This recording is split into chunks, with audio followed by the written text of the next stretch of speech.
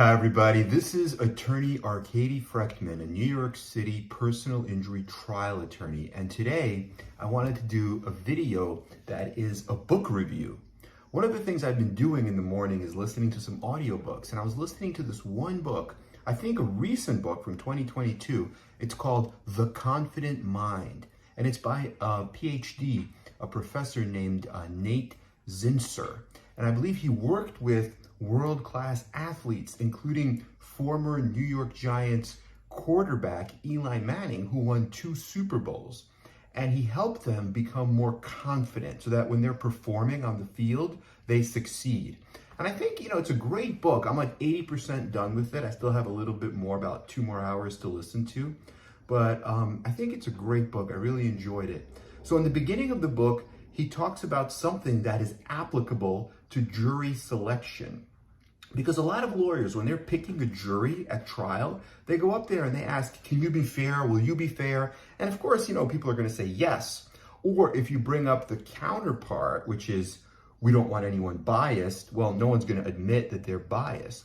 But what this author talks about is he says, we all perceive the world through our own personal lens. And I think that's a better way to approach jury selection. Instead of asking anyone if they can be fair or calling someone biased, just try to get an idea of what their own personal lens is. And it's important to tell people that you want jurors that are going to be fair, neutral, impartial, and who see the case, right, the plaintiff being injured and seeking fair and reasonable compensation, and the defendant claiming that they are in the right and that they should get a verdict either on liability or that the plaintiff shouldn't receive the money that they're seeking, right? And so you could look at both of these parties with a lens of clarity. And then you just kind of ask them, well, how about that? Tell me more, and let them speak. The lawyer really shouldn't do much speaking in jury selection. So I thought that was a great point, and it really applies to trials. And then the other thing he talked about that I really liked was he talked about the difference between being an optimist versus a pessimist. And he said that a pessimist, if they have any kind of problem or any kind of issue or maybe a fear, they see it through the 3 Ps, which are, number 1, that it's permanent, right? So if any kind of problem occurs, they think it's permanent. They think that it's pervasive, meaning that it's everywhere, right? And they also think that it's personal, that the problem they're having is because of them, because they're not good enough. And that's why pessimists have a hard time. But an optimist could take that same exact problem and see it as temporary, see it as limited, and also see that problem as external, meaning the problem exists, whatever it is, but it's not my fault. I didn't cause it, right? It's external to me. It's limited. We're going to overcome it. And it's also temporary. Things will get better, just like the weather, right? So I think that that's a great way to look at the world, the optimist viewpoint.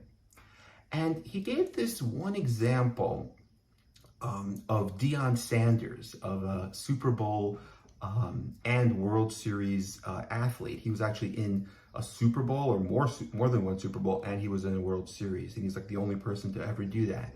And he said it was very interesting. Like, there were 5 things about an interview that Deion Sanders had. I believe it was with Joe Theismann. So Joe Theismann was asking him some questions, and Deion Sanders talked about these 5 points in an interview. And number 1, he said, I am better than you. And he's admitting that when he says that, he doesn't say that in a, brag or a swagger, or like, I'm better than you. Like he's not saying it in that way. He's just saying it in a calm, matter-of-fact way. He believes in his mind that he's better than his opponent. And that's a good thing to have in order to succeed. Number 2, he can outplay his opponent on any specific play. So he believes that. So he actually shifts the burden, right? Instead of being afraid that your opponent is so good and, oh my God, I have to beat that opponent. what he does is he shifts it and he says, well, they have to beat me. And he works so hard knowing that it's going to be hard for them to beat me. And number 3, he was asked this question, and this is like one of my favorite parts of the whole book. He was asked this question. This is actually an interview. Maybe we could probably find it on YouTube, with Deion Sanders and Joe Theismann. And Theismann says, when the ball is in the air, and Deion Sanders doesn't even let him finish the question. He says, when the ball is in the air, it's for me. It's mine. It's meant for me. It was thrown to me. You see, and that's the way he perceives the game. That's the way his mind works.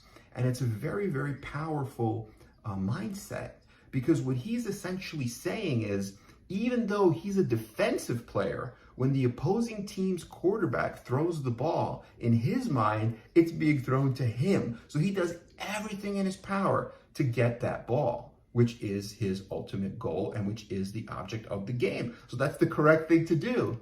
But what Theismann was at, we don't even know what Theismann was asking, right? Because he didn't even finish the question, but he just said, well, the ball is in the air, and he goes, it's mine, it's for me, it's meant to come to me. So I just love that. And then number 4, he was talking about his footwork, and he said, I change my technique, I change it up, and I do that to confuse the opponent, right? To make it harder for the opponent. And that's the same thing like we talked about earlier, to make it harder on the opponent, right? To keep everything like shifting and in a state of flow like water, and they never know what's coming. That way, you're not predictable. And number 5, he helps his teammates. He says, because I am exuding this confidence and I'm playing so hard and my work ethic and everything I do, what I'm doing is I'm helping my teammates believe in themselves. So he's lifting up the rest of the team, which is very important for a leader to do. So yeah, so I thought this was a great book. The part about pessimists and optimists, the part about perceiving everything through your own personal lens.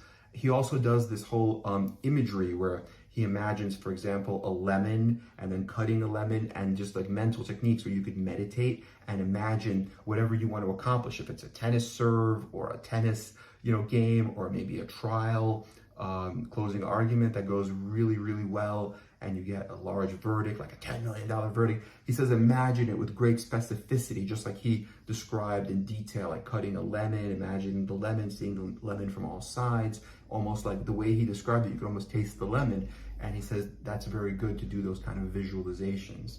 So overall, I think it's a great book. The final point that I really liked about it was he talked about success, right? And he said, always think about success. He actually asked Eli Manning, when he threw that pass where he had to convert a pass, it was like a 40-yard pass in the Super Bowl in 2012 to Mario Manningham, the wide receiver, and he converted the pass. And somebody asked him after he won the Super Bowl, well, were you afraid? Were you afraid that you might fail? That, the pass would be, did that come to mind? And he said, no. I don't think of it that way. I just think of success. The only thing I visualize is the success, right?